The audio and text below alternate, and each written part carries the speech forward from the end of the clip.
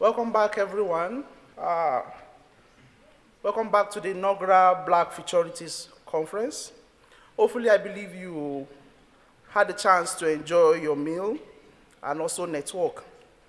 Continuing on our panel today, the panel sessions today, our moderator will be, for panel 4, is Dr. Alpha Abebe. This session, Beyond the Ivory Towers, Perspective from Communities, Artists, and Activists focus on the role of community perspective in shaping Black Canadian studies from the artists, activists, organization, and leaders prison. In this panel, we have Dr. Janelle Brady, Kojo Damptey, we have Colette Murray, and Miss Lydia-Joi Marshall. Over to you. Thank you very much. Very excited to dig into this conversation. So the title of this panel is Beyond the Ivory Tower, Perspectives from Communities, Artists, and Activists.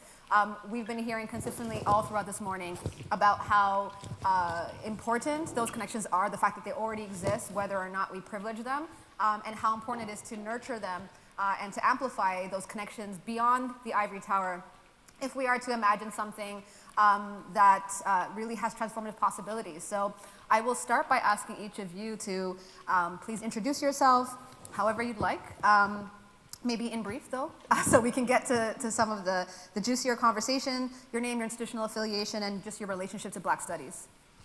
Right, should I start? Yeah. Okay, my name is Janelle Brady and I go by she, her pronouns, and I'm an assistant professor at Toronto Metropolitan University.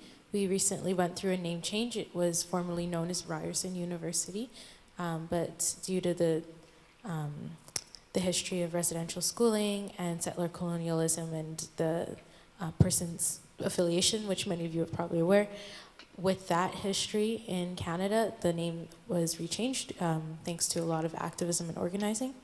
And I am a Black Studies in Early Childhood Studies scholar at the institution, and I wear multiple scarves. I'm very engaged in political activism and community organizing as well. Can you hear me? Yes? Good afternoon.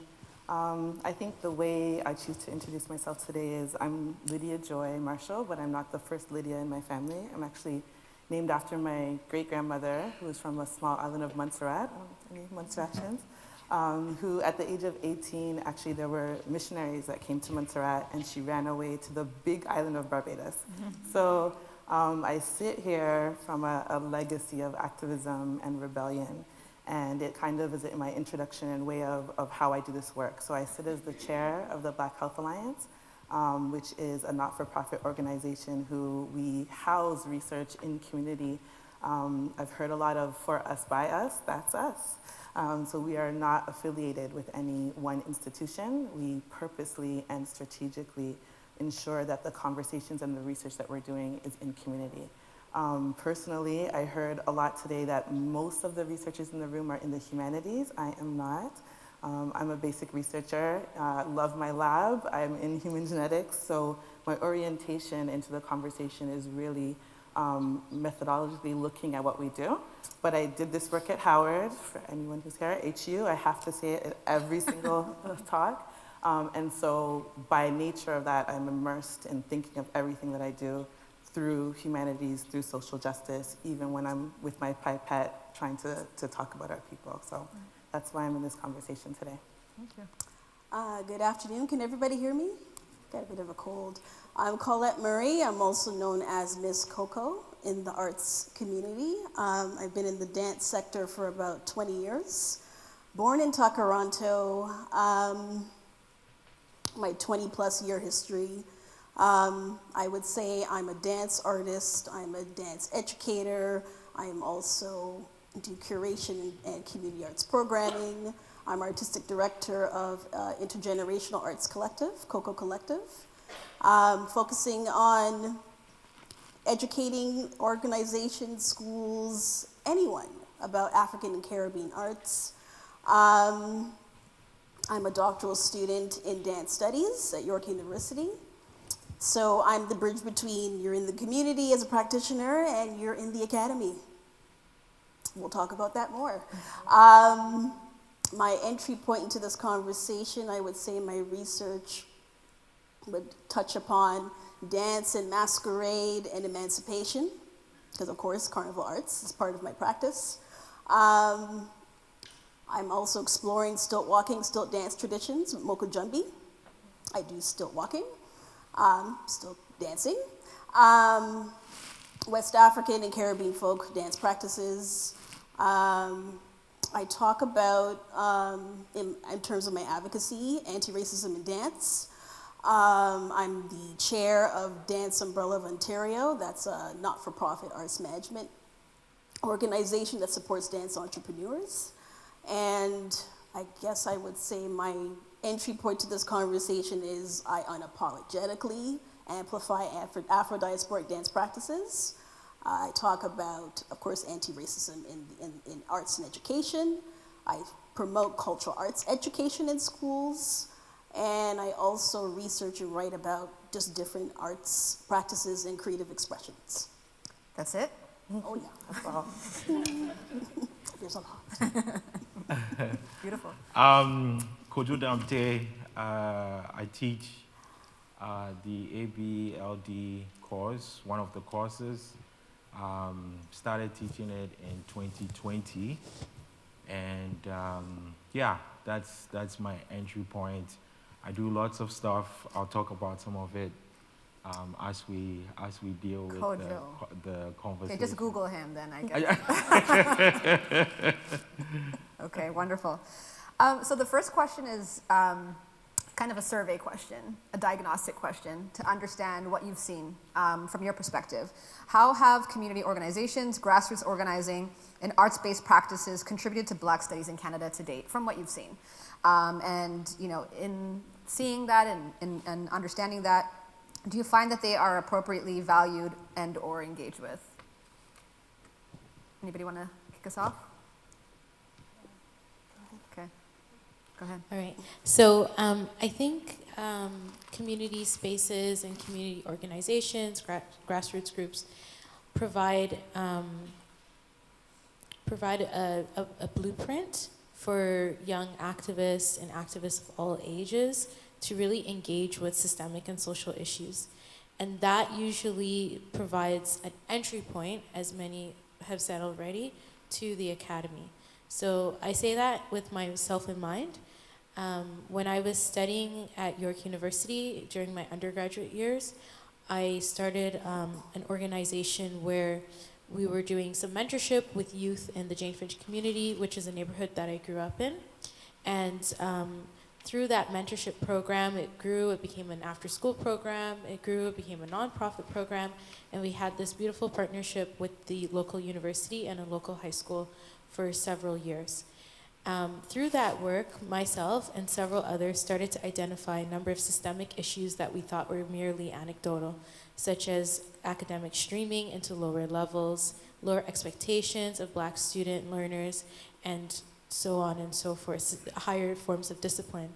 So that provided myself and a number of folks who were organizing during that time a bit of an understanding into, well, what's going on in the academy when it comes to some of these systemic issues, which are not new and which are sadly, they were not unique either to our own experiences. And that's when it really hit a number of us, in that, okay, this isn't just something that so-and-so went through or I went through, this is actually systemic, it's been written on, but why didn't we learn about it when we were in secondary school? We learned about it through the young people that we were mentoring as young people ourselves. So from there, my path was to the academy to continue to study and investigate and learn from Black elders who are already doing this work for decades and decades. So from there, it continued through to the academy. But I've always been able to remain steadfast in understanding there's something deeper, there's something systemic, and in terms of the academy itself, it's not merely an academic exercise for me to work in a university. There is a goal in terms of creating change. So I say this because my story is not unique, and many Black studies scholars who I know similarly came to the institution because there was a social problem that they wanted to fix, having to do with anti-Black racism, having to do with systemic oppression, having to do with white supremacy. So the academy provides that language, but the folks who are often Black studies scholars in the Canadian context who are hired into institutions come from that community organizing background, and that's not unique either in my own story. I think of, for example, Akua Benjamin, who is a retired faculty member out of Toronto Metropolitan University, the university where I'm situated now. And she spent several years in community organizing with groups such as BADC, the Black Action Defense Committee, who are fighting police brutality, going back to the 70s, 80s, and beyond, as well as the Black Women's Collective and groups like that were looking at Black women's experience from an intersectional perspective when race and gender and class, sexuality all come to the fore. So these are the types of folks who often end up, not always, but often, more often than not, end up in the academy. And it does create a number of tensions, but what it does is it brings folks to the institutions who come from that lens and come from that perspective, and coming from that community organizing lens or artistic background or activist lens does lead to a lot of tensions, which we could talk about later. But all just to say, I'd say that the community organizing piece is key, and it provides a blueprint for the type of work and the type of scholarship that Black studies scholars in Canada's have done and continue to do. Thank you. Lydia-Joi. Can you slide down? Yeah. I'm going to invert the question that you asked. So are we valued? No, but we're popular. So I think, you know, especially right now in what's happened in the last couple of years, everybody wants a community partner. Everybody puts in their 5-step plan. Yes, now we're going to engage with community. So we have now become a requirement, but are we valued at the same level of all of the other steps? Absolutely not. So we come when the funding has already been allocated. We've come when the priorities have already been set. Now we're invited in to sprinkle a little culture and say you've consulted. And it puts us in a position that it's when we're talking about tensions, what are we doing? When we're not there, our voice is not there at all. But in the absence of it, what happens? And it's interesting because you said that word of like, it seems anecdotal. Like this is like the biggest cuss word for me. Like I feel like this is what we become as community groups. Everything that we do is anecdotal versus what they consider the data. And so I feel like how, you know, we're involved and more, and it's becoming recognized. But to get to a point that our information and what we're bringing is valued as knowledge and is just as core and implicit and necessary to the research and the work, I don't think we're there yet. So we're not even at the table, we're dancing around the table, sometimes in a great way. Sometimes the dance is necessary, but I feel like it's not yet an integral and valued part of the actual work in the academy. Okay, thank you. Collette?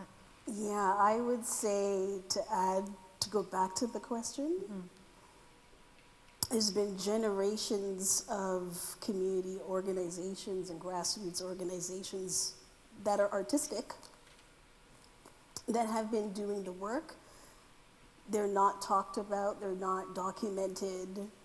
It becomes oral histories. We have elders that have passed. We have companies that are losing sustainability, like they're around for maybe 5, 10, now 30 years, but can they sustain themselves because of the constant limitations and anti-racism that they faced? So as a practitioner that enters academy, of course I've had to talk about this in the classroom, even though I'm a student that wants to receive the learning. I have to talk about the diaspora, the Canadian African dance diasporic sector that I'm a part of, the lived experiences that I've witnessed. I have to be that living archive that brings it into the space.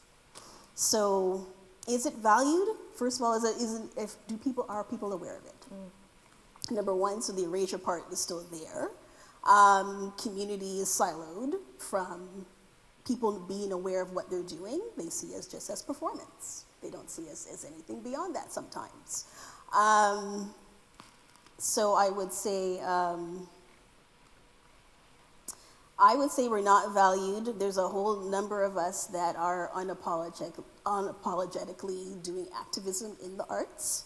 So they're becoming known, and there's a younger generation that is being more bold and pushing their voice forward. People like me who's in the middle generation, I'm making sure that I still work with my elders and still bring them forward and include them in the work. So I make sure they're valued. That's my answer. Thank you. Kojo. Yeah, I mean, artists have always critiqued what's happening, and then later the academics come in and then provide some additional context. I think about Julie Black, who in 2023 at the NBA game, with just one word, changed the whole discussion, right? So to me, that's the value of arts. That's how arts plays a role in changing some of the huge discussions that we are having. Locally here in Hamilton, I was part of the Coalition of Black and Racialized Artists, short known as COBRA, and it was a collective of Black, Indigenous, racialized artists who were seeing that in Hamilton, when we talk about the arts community, Black, Indigenous, and racialized artists are left behind, right? They weren't being consulted. You know, you would have big events, artistic events happening in the city and here at MAC, and you wouldn't see any of these artists. So we did work.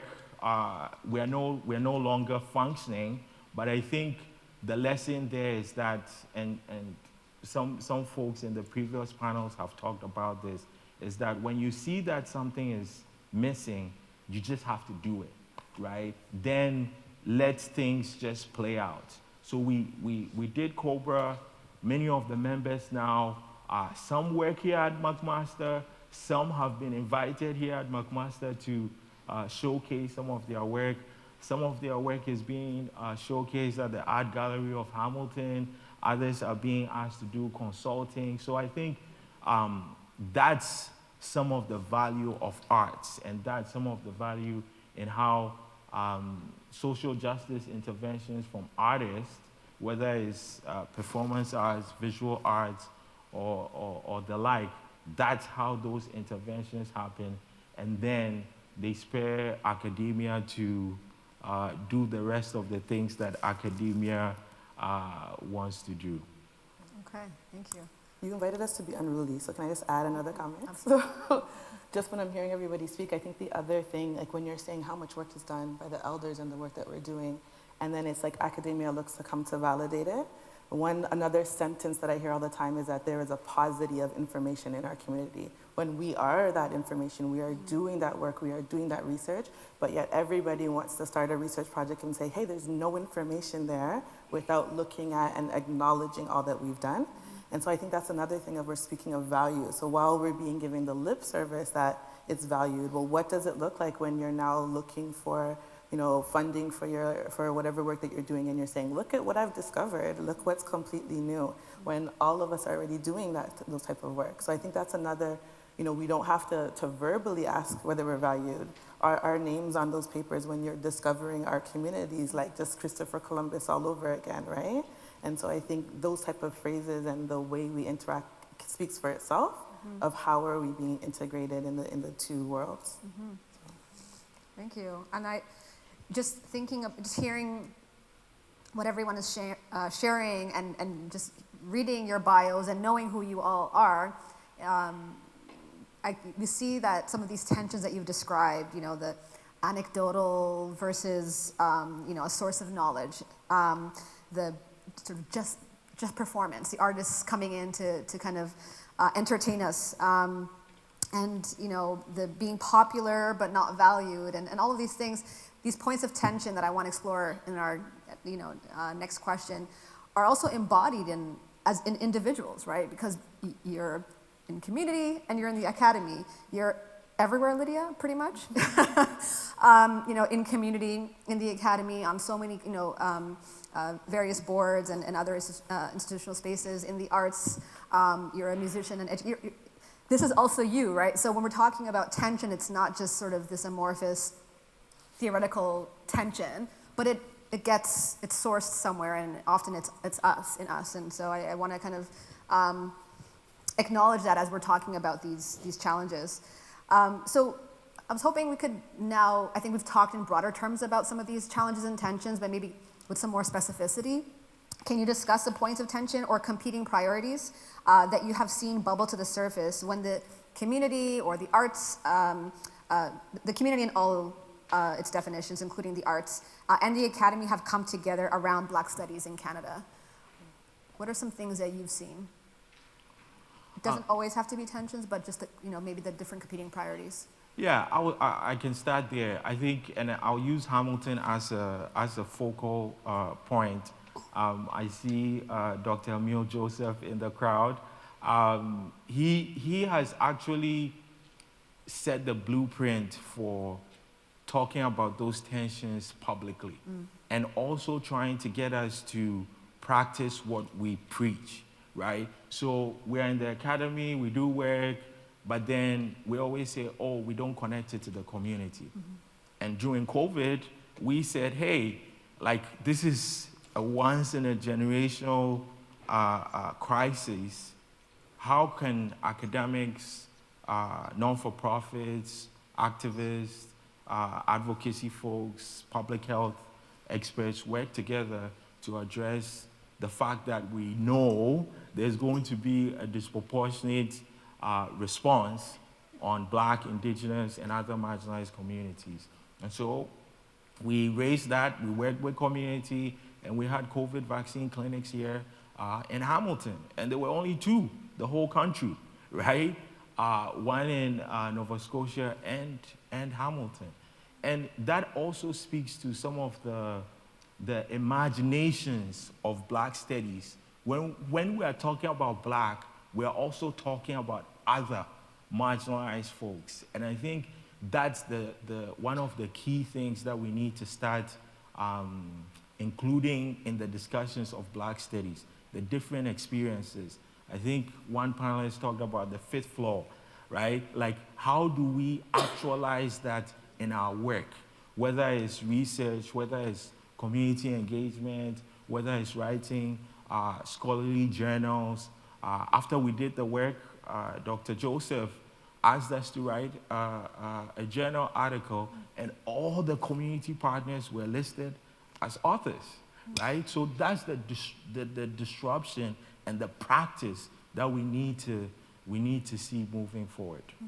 And just before we move on, because you mentioned Dr. Emile Joseph, I also wanted to, in the morning we were talking about not siloing the work that we're doing and thinking about our Indigenous communities and how our struggles and our dreams are connected and our histories are connected. And I will invite you to, in The Spectator a couple of days ago, Dr. Joseph wrote a piece reminding McMaster, but all of us, that the student encampments and the students who have been really at the forefront of dreaming of a free Palestine and showing us what it looks like, what the university can look like. And so, I think speaking about Emile and all the ways in which he models what we could do, what this could look like, what this work could look like, I think, we need to be thinking as well in Black Studies about the interconnections between the various front lines across different communities and how we can kind of connect those struggles. So didn't want to miss the opportunity to shout that out, but I'll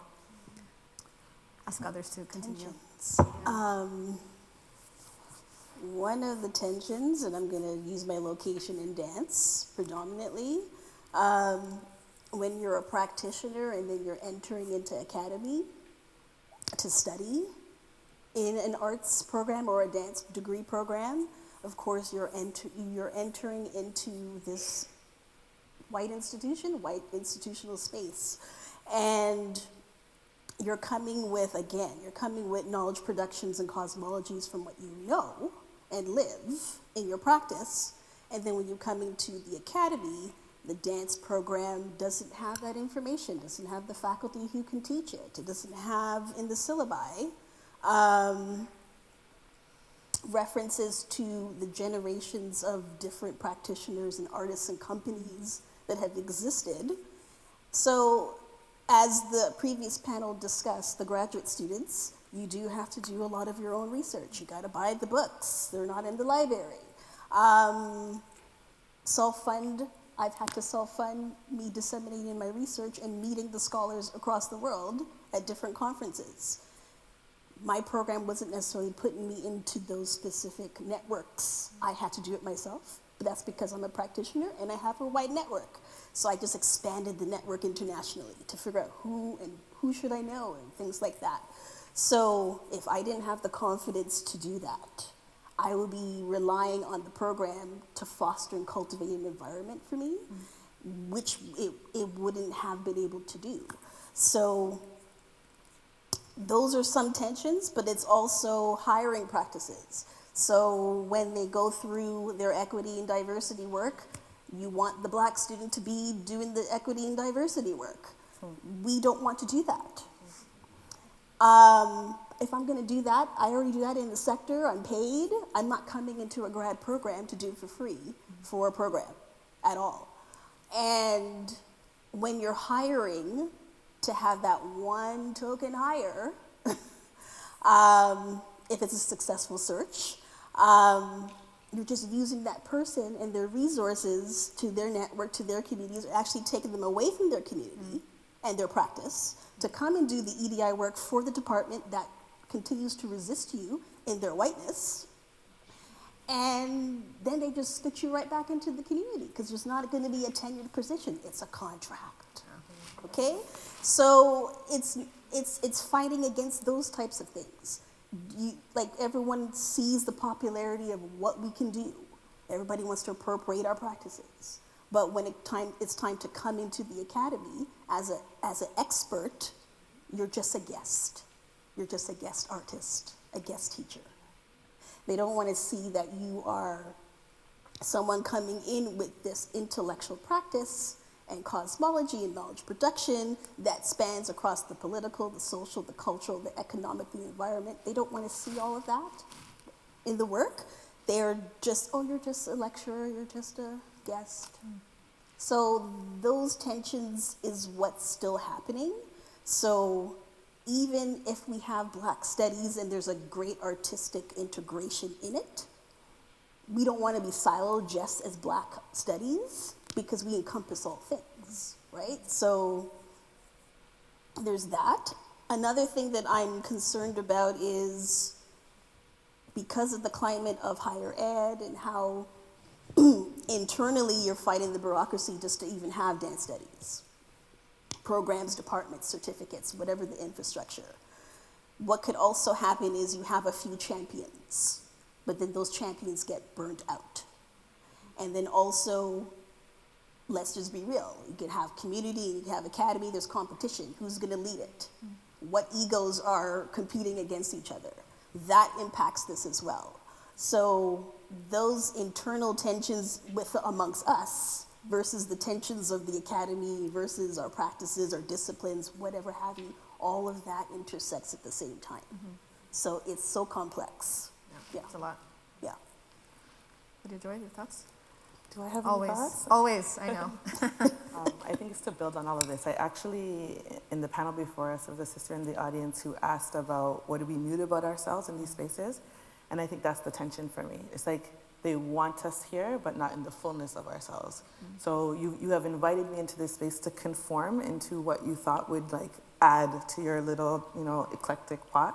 But when I really come with my full self, this is too much. And I find that the language that we have to take on, what we have to take on to be in that space is that's the tension for me.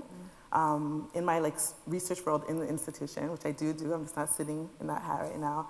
Once I had a student, I had a Habesha student who submitted a paper to me. We do work in disparities in healthcare of Black males receiving treatment. And I read his paper and I said, well, who wrote this? You keep talking about them, those, like they in community, these people. I'm like, why would you speak about ourselves as they? You're speaking about our community, your own community. Why have you lost yourself and your voice? Like, who taught you that you can't say we and I am looking to ourselves? And so I find there's a tension of our training. There is this protocol and the way that it will be accepted and the way that you'll be advanced versus our true identities that we're not invited to bring in fully. And I was the first person, like his writing had gone through so many other scholars and they're all like, that's great. And it was the first person to say, why have you erased yourself? Like, why would you speak about yourself in third person? And so for me, that's the tension I always have, being asked to be in spaces as a fraction of who I am. And when I bring it all, like this morning, it was so refreshing to be like, yes, whether we speak Pidgin or Patois, I'm gonna say all of it and you figure it out. I've had to figure out so many statements that I didn't know what they meant and had to go Google all kind of phrases that I didn't know. You can figure it out when I say something to you. Right? If I'm sitting in a meeting and I say cheese on bread, you better know what it is, the cheese and the bread. I'm not translating it.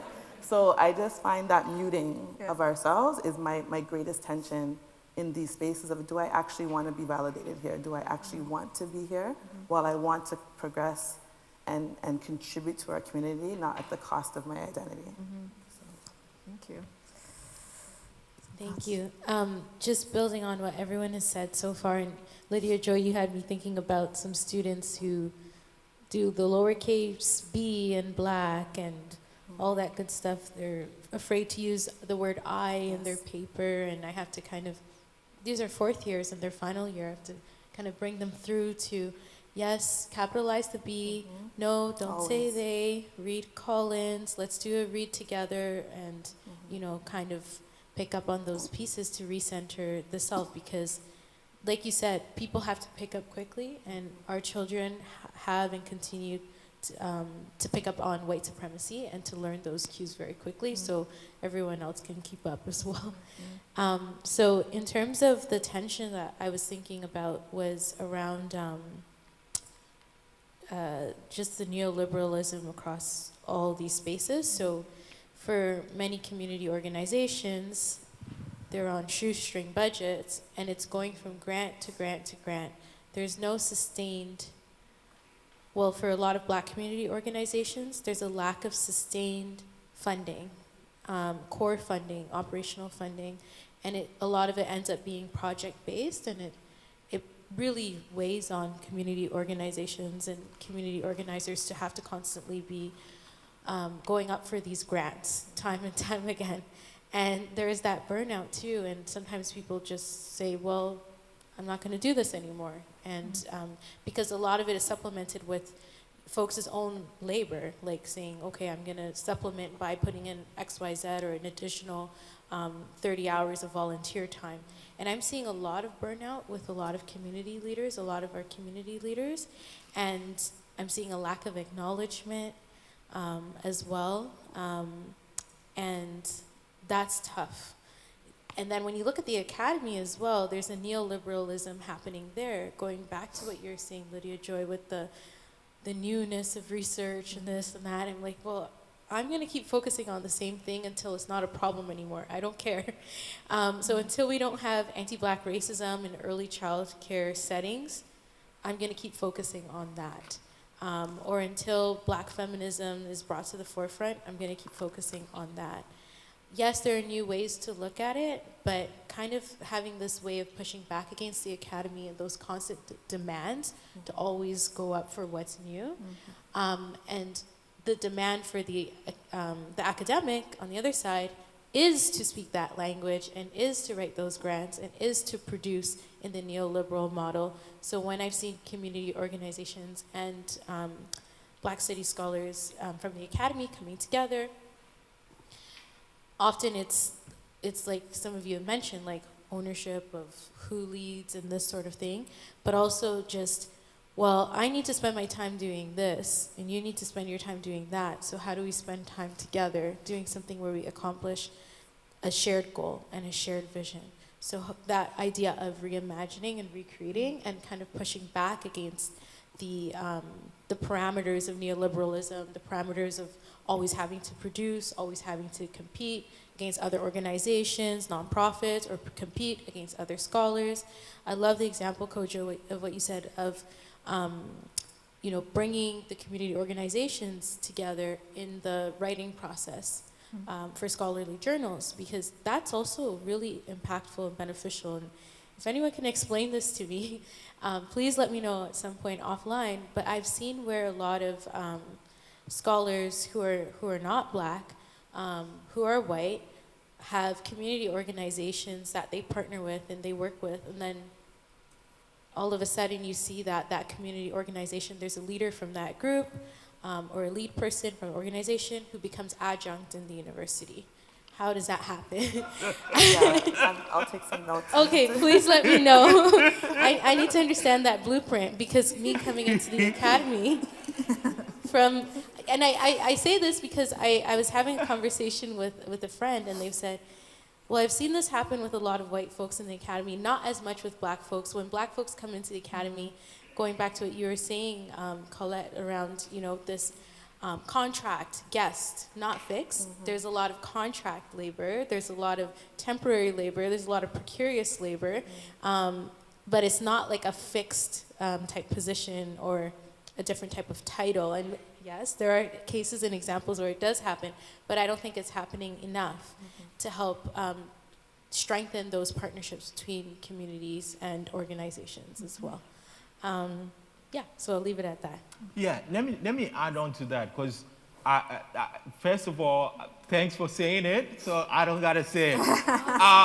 But so that means that this is happening at other institutions, Absolutely. right? Of course. So this is where, again, when we are talking about Black studies, for some of the academics in the space, right, or future academics, I think then now we need to start asking ourselves, how do we bring people into that, and how do we learn what's going on in the academy and then bring that to community? Because community always does that, right? Like, should we shut down Main Street? We'll find creative ways of shutting down Main Street, right?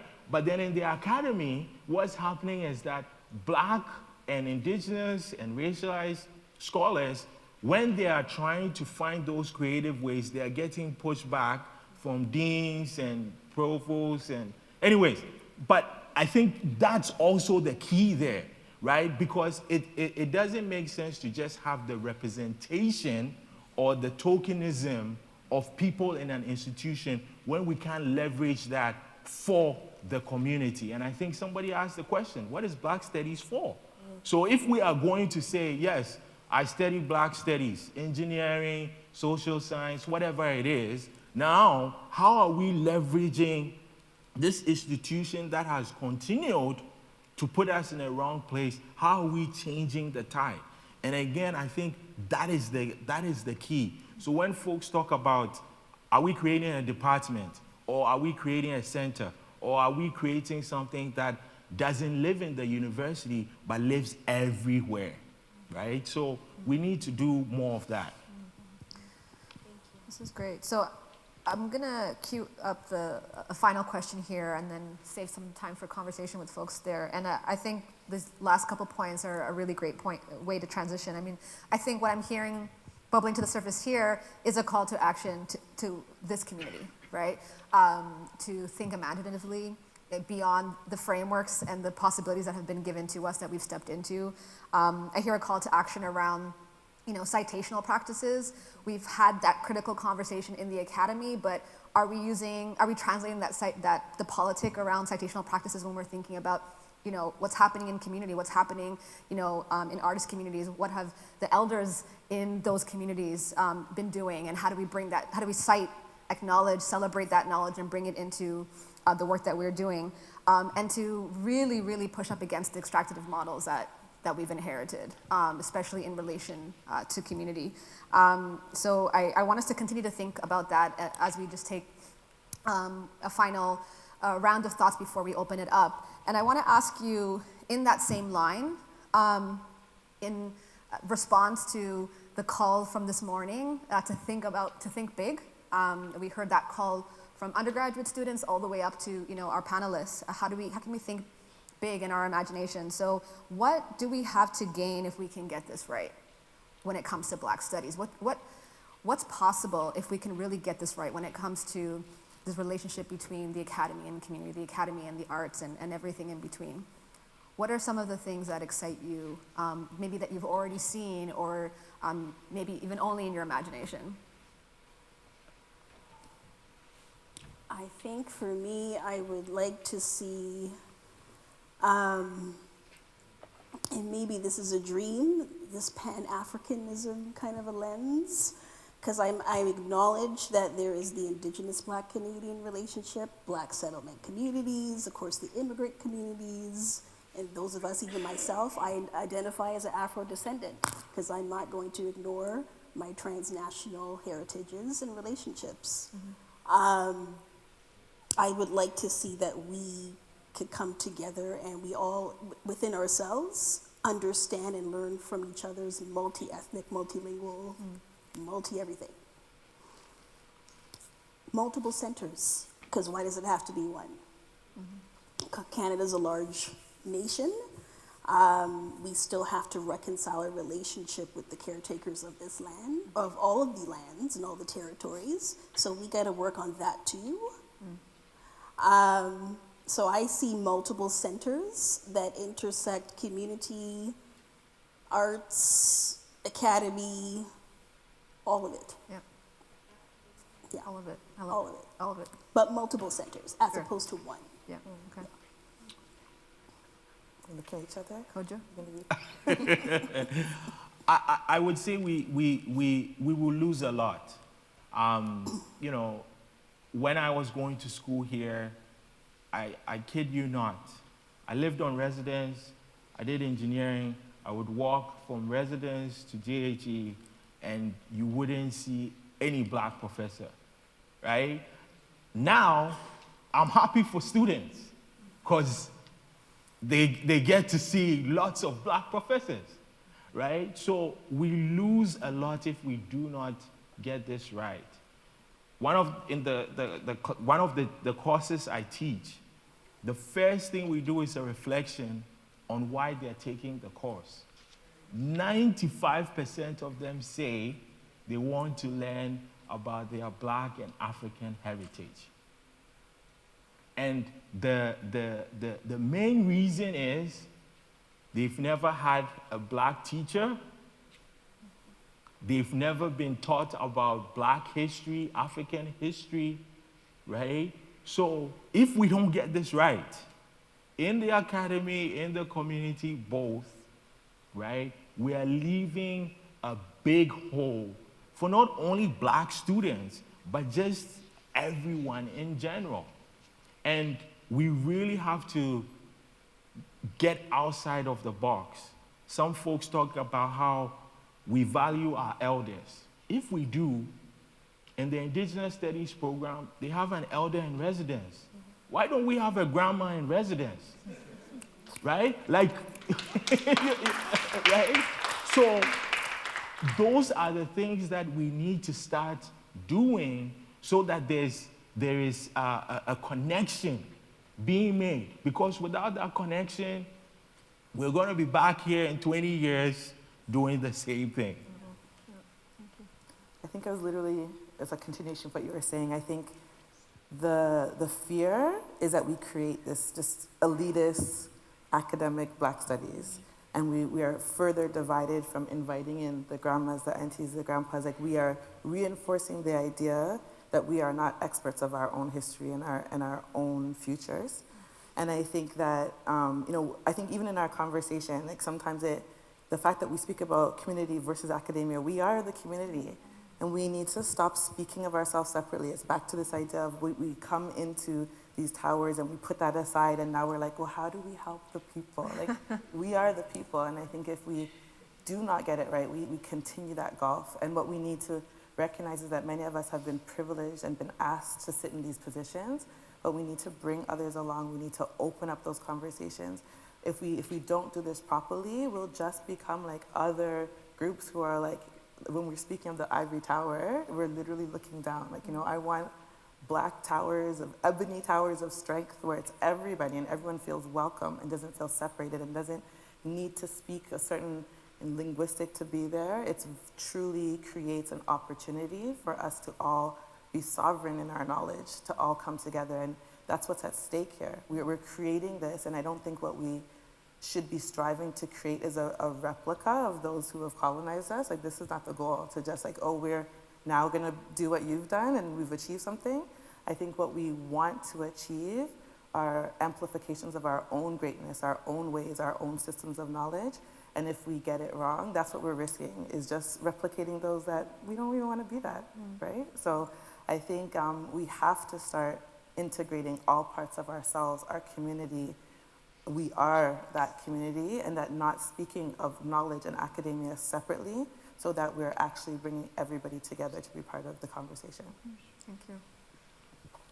Yeah, just building off of what everyone said, and I often urge students to move beyond the dichotomy as well of like community and the academy, because like I said, many of us wear multiple headscarves. It's not just one thing or the other.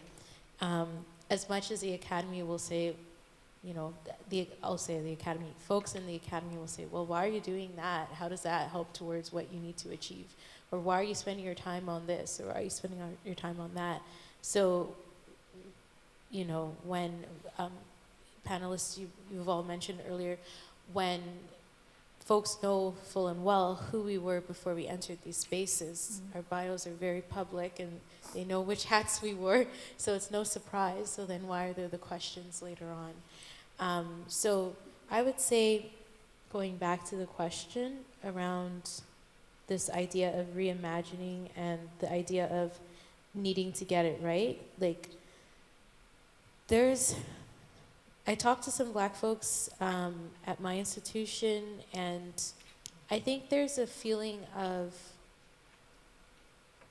excitement, but at the same time a feeling of heaviness and weight. Because yes, there are some Black scholars, but are there enough?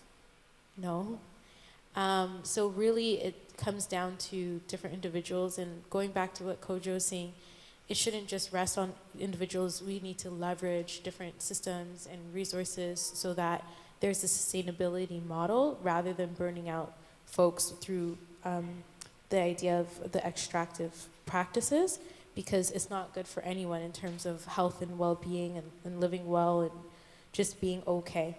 So I think we need to get it right, particularly from where I'm coming from in early childhood studies. I have students who will come to the class or come into the program with high hopes of being, they're already in a field where it's not very much valued. Care work is not valued. Early childhood education is not valued. And it's a largely women-dominant field as well. And I have students who want to push back against that by saying, how can I be a good clinician? So they want to then be able to diagnose children, so that they could move up the social ranks. So when they're talking to their friends in the student lounge, they'll say, hey, you're just in early childhood studies. And then they could say, yeah, well, I've mastered the medical model or Piaget or whatever, developmentalism. So this is something that we as in critical scholars in my department, and what it leads to is horrible outcomes for Black children, Black families, and Black communities, because there's over-surveillance, over-policing, over-diagnosing, and even with diagnosis, there's a lack of resources and supports that's being coupled with diagnosis as well, because of all sorts of deficit-based thinking around Black parents, Black mothering. So I think it needs to be done well, it needs to be done right, because as Namalo says, Black children cannot wait, and many people have said this in Black studies. Black children can't wait, Black mothers can't wait, and certainly Black elders, we don't want their work to be left in vain, right? So there's a lot to be done, but there's a lot that has been done. So how do we kind of bridge that together? And as Kojo said, how do we leverage what has been done? It's not about reinventing the wheel. It's not about trying to redo everything. It's really about going back to those principles of shared humanity, going back to African indigenous knowledges, and really tying that into who we are, who we already are, and bringing our full selves to these spaces. Thank you so much. Okay. In the tradition of this day. We are behind schedule, but it's all... We don't follow colonial time. Exactly. What is time? Okay, decolonize time. All right. So we have a few minutes. Just want to see if there are any questions from folks in the audience who want to join the conversation. Let me see.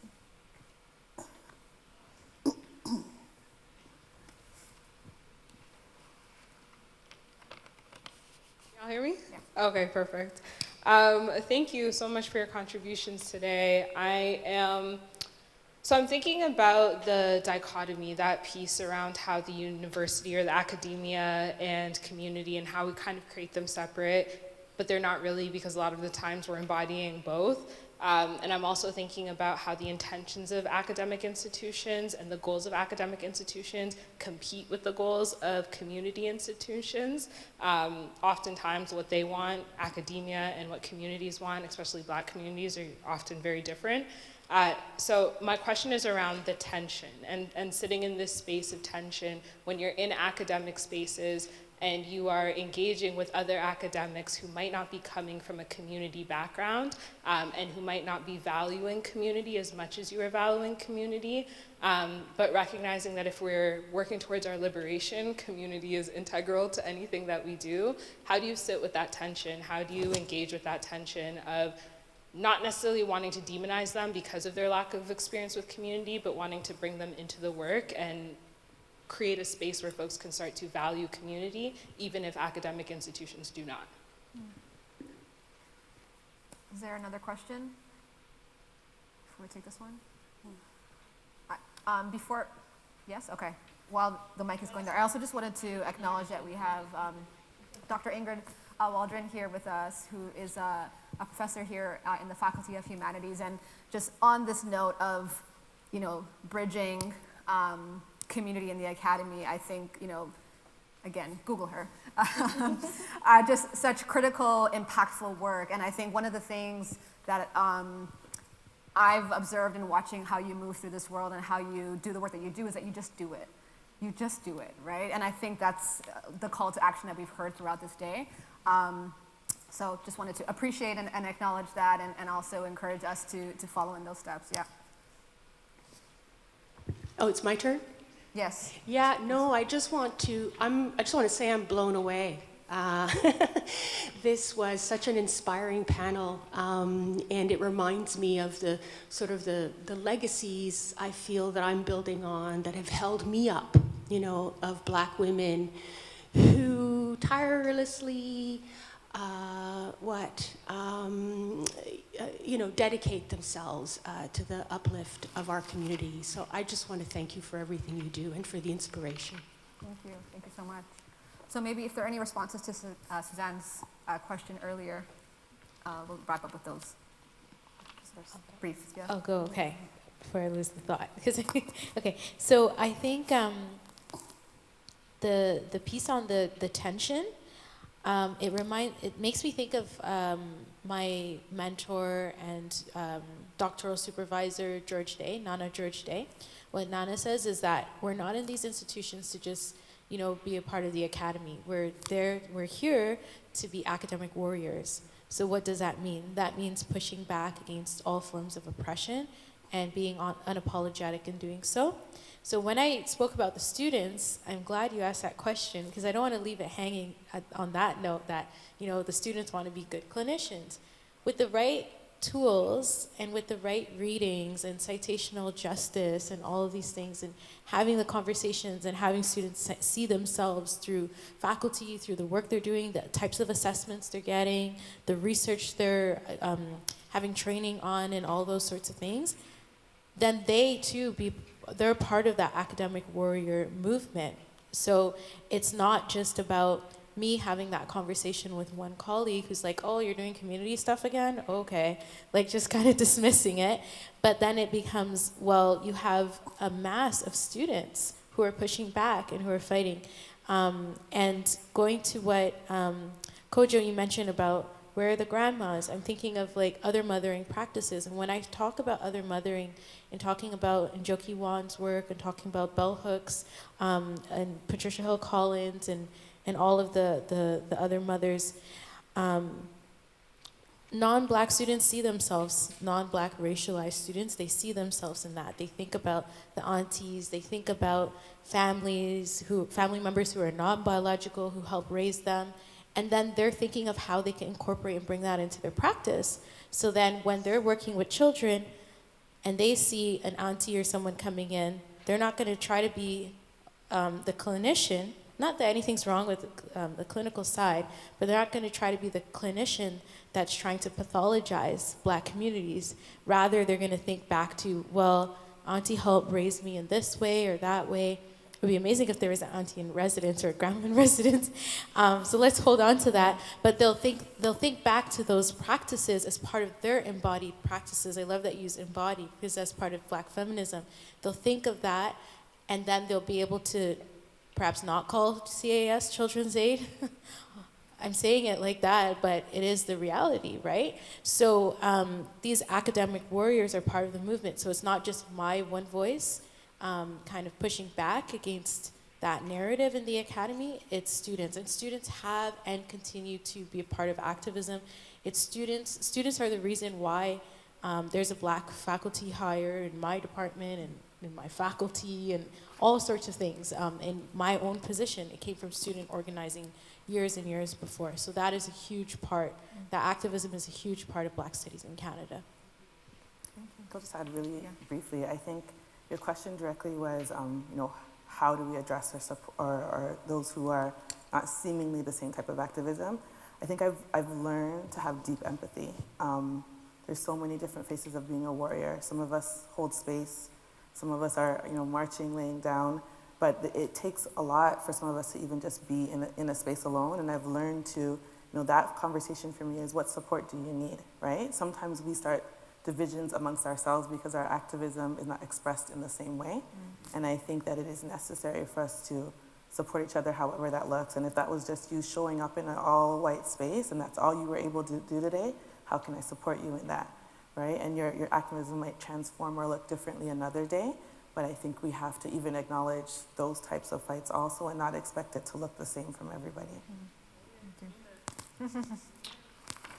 Yeah, I mean, my background is deep organizing, so I feel like my response to the tensions is like, make sure that you have a list of people that you can ask questions, you can reach out to. Because sometimes the earlier panel with Cheryl, she's like threatening people, right? Like, you can, but if you don't have the numbers to show for it, right? They're just gonna say, oh yeah, that's Kojo, he always comes in and yeah. But if it's Kojo and he's coming with numbers, right? And I can say, yeah, if you don't do this, the black community is going to be up in arms, or this community is going to be up in, then they're like, oh, whoa. So I think we all need, all of us, I think it's a crucial skill in that we all need to start adopting organizing skills. Yeah. Who is your community? If you cannot write 50 emails of people that you can reach out to today because of an issue, then we need to get to that point. Collette, any thoughts? I would say to that point, basically it's decolonizing with a strategy and a network.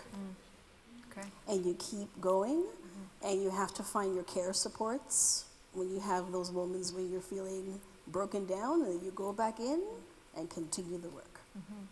Okay. And I think maybe I'll just close to say that we've been talking about tension as a negative thing, as it often expresses itself. But in the kind of work that we're talking about, I always, when I do a lot of work that's also community engaged, and when I'm working particularly with institutionalized and non-Black and people of color, I tell them, it's gonna get messy, and if it's not getting messy, if there is no tension, we're not doing it right. And so I think part of it is also caring for each other as we do this, expecting it to be tense, and acknowledging that some of that tension is actually progress. So on that note, I want to thank you all. Please help me in thanking our wonderful and illustrious panelists. Thank you so much. All right.